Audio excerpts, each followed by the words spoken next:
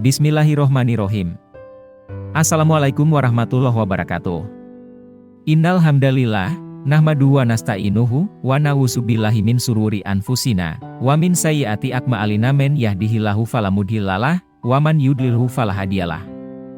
Asyhadu alla ilaha illallah, wa asyhadu anna Muhammadan abduhu wa rasuluh. Syukur alhamdulillah, senang sekali rasanya kita bisa berjumpa lagi di channel ini.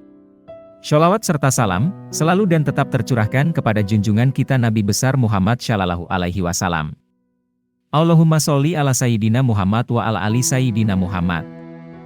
Harapan dan doa saya semoga saudaraku semuanya yang menonton video ini selalu diberikan kesehatan, dilapangkan rezekinya, diampuni dosa-dosanya, dan dipanjangkan umurnya.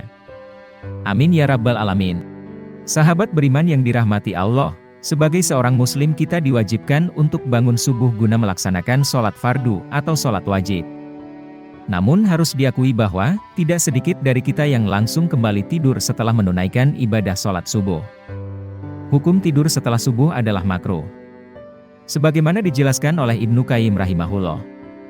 Di antara hal yang makruh menurut para ulama adalah tidur setelah sholat subuh hingga matahari terbit. Karena waktu tersebut adalah waktu memanen ghanimah, waktu meraih kebaikan yang banyak.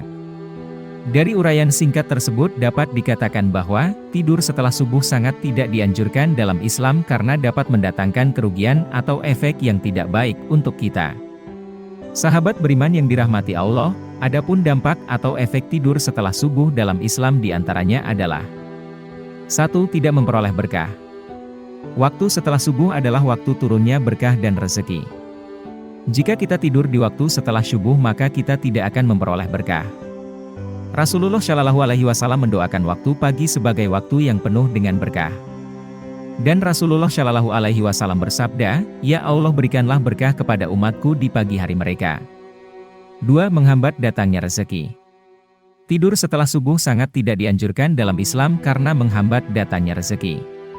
Ibnu Qayyim al-Jauziyah rahimahullah berkata, tidur setelah subuh mencegah rezeki, karena waktu subuh adalah waktu makhluk mencari rezeki mereka dan waktu dibagikannya rezeki. Tidur setelah subuh suatu hal yang dilarang makruh kecuali ada penyebab atau keperluan. 3. Tidak memperoleh kebaikan. Tidur setelah subuh juga dapat mengakibatkan kita tidak dapat memperoleh kebaikan atau pahala yang berlimpah. Karena itu, waktu tersebut harus diisi dengan kegiatan yang positif.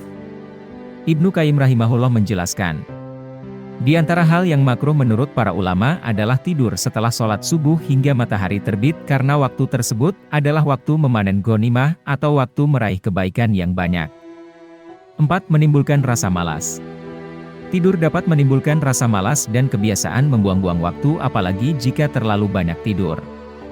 Hal ini dinyatakan oleh Ibnu Qayyim rahimahullah yang mengatakan, banyak tidur dapat mengakibatkan lalai dan malas-malasan. 5. Menimbulkan berbagai macam penyakit. Selain menimbulkan rasa malas dan kebiasaan buruk lainnya, tidur setelah subuh juga dapat menimbulkan berbagai macam penyakit seperti lemah syahwat. Ibnu Qayyim rahimahullah berkata, banyak tidur ada yang termasuk dilarang dan ada pula yang dapat menimbulkan bahaya bagi badan atau tubuh. Tidur pagi juga menyebabkan berbagai penyakit badan atau tubuh diantaranya adalah melemahkan syahwat. 6. Tidak baik untuk kesehatan. Tidur setelah subuh dapat menyebabkan terganggunya kesehatan. Hal ini disebabkan di saat pagi, metabolisme tubuh mulai bekerja dan melakukan pemanasan. Ketika kita tidur di waktu pagi, metabolisme tubuh yang seharusnya mulai bekerja menjadi terhambat dan ketika kita terbangun tubuh akan terasa lemas atau tidak terasa segar.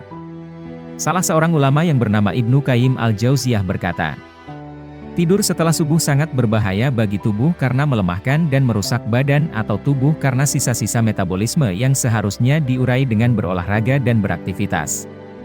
Sahabat beriman yang dirahmati Allah. Itulah ulasan singkat mengapa kita harus menghindari tidur di pagi hari terutama setelah sholat subuh dan efek tidur setelah sholat subuh dalam Islam. Demikian yang bisa saya bagikan, semoga bermanfaat untuk kita semua. Amin ya robbal alamin. Wassalamualaikum warahmatullahi wabarakatuh.